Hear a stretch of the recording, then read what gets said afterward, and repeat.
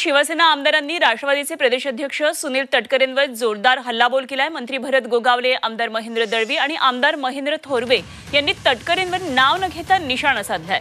शिवसेनेनं मेहनत घेतली आणि त्यामुळे रायगडमध्ये यश मिळालं, हे विसरू नका असा इशारा गोगावले यांनी दिला।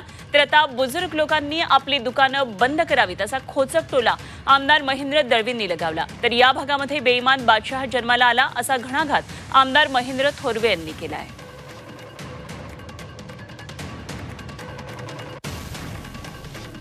रक्ताचं पाणी केलं आणि महाराष्ट्रामध्ये जर लाज राखण्याचं काम जर कोणी केलं असेल तर या रायगड जिल्ह्याने केलं, हे कोणालाही नाकारता येणार नाही।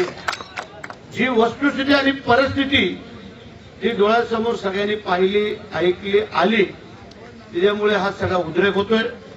नाहीतर आम्ही तुमच्यापेक्षा कितीतरी पटीने सुसंस्कृत आहोत, हे लक्षात ठेवा।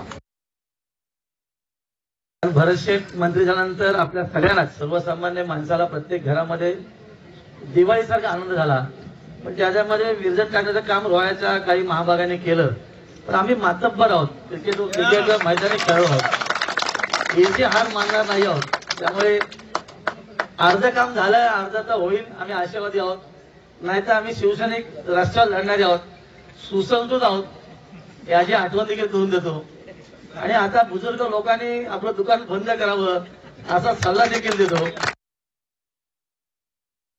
औरंगजेबाची कर्म जे आहे ते चुकीचे होते आणि चुकीची कर्म करणाऱ्यांची नावं घेतलं जात नाही।